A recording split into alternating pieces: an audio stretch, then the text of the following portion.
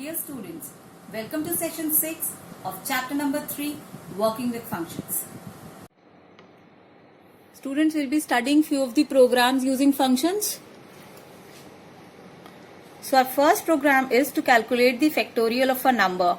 So you know normally how we used to make a program for finding a factorial of a number.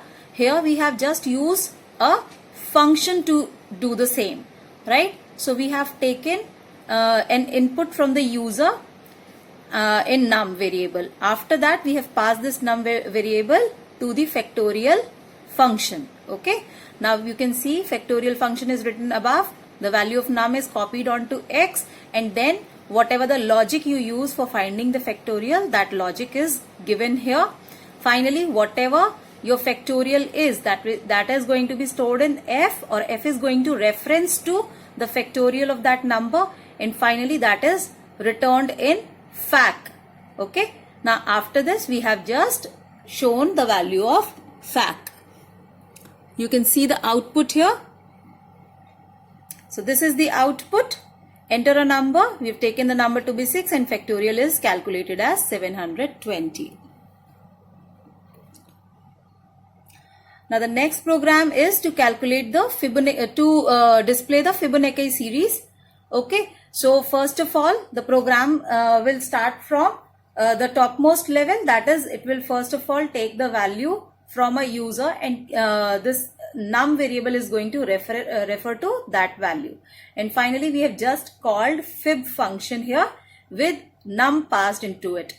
Now after that, whatever the logic to find Fibonacci series, you know the logic, so that we have used within the function itself. See, when we are using a function, we are doing nothing extra except that whatever the coding is for doing that particular work is written within that function. That's it. We have taken a to be 0, b to be 1. We just printed the values, and then we have taken a variable I, which is going to just keep on iterating till it reaches num minus 2 value, and finally C is calculated and printed, right? So we just see how the output will be.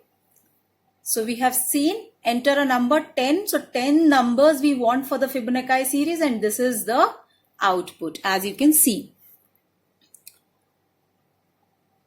Now the next program is to check the palindromicity of a string. Palindrome means what? That if we read the string from left to right or from right to left, the string remains the same. So this is palindromicity. So first of all, the program will start working from s equals to input, enter a string. This is the topmost level, or we can say this is the main function of our program. So it will start from here itself. So we took a string from the user, and then we just called palin function. Okay, we passed s into that. Now you can see in palin function, string is the variable where we have stored the value of s here. Now first of all, we just calculated the length of the string, and then we have taken j variable which is storing l minus 1. Why is that so? Because we have taken here two variables. One is I and another one is j. I is going to read the string from the beginning, and j is going to read the string from the end, and this I and j elements will be compared between them. That means the first element of the string and the last element of the string will be compared. If they are equal, then it will just keep on going. The loop will keep on going. Otherwise, it will come out of the loop. Now you can see here we have used for till L by 2. What L is? The length. So till the mid only we have to compare the values, right? So just the same thing, if string I not equals to string j, so that means it is not a palindrome. Let's suppose at string I the character is a, and at string j the character is b. So that means they are not equal. So it should just print string is not palindrome, and it will just come out of the loop because of this break statement.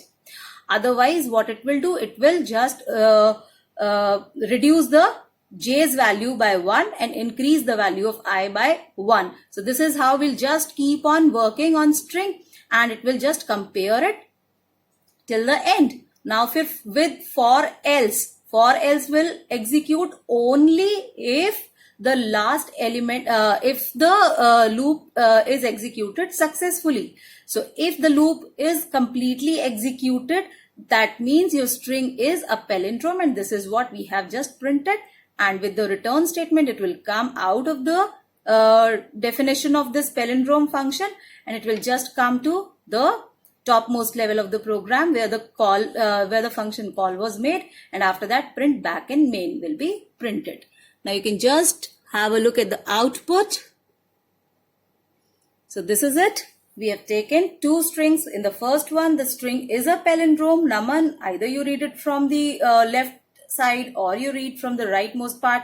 It will be the same. String is palindrome, back in main. And in the next one, I've taken a string which is actually not equal from both ends. So it has printed, it's not a palindrome. Now in the last program, it is to store squares of numbers from 1 to 10 in list.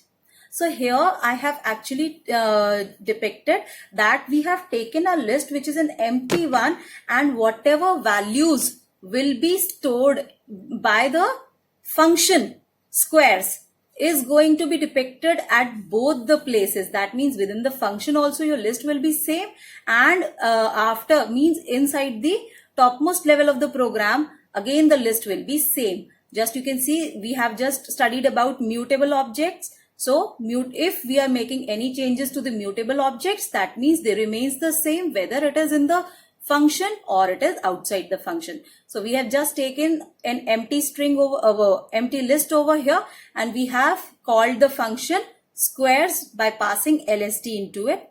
So you can see the definition of squares. L is actually the LST, that means the empty list over here. And for I in range 1 to 11, so we are storing the squares of numbers from 1 to 10 here.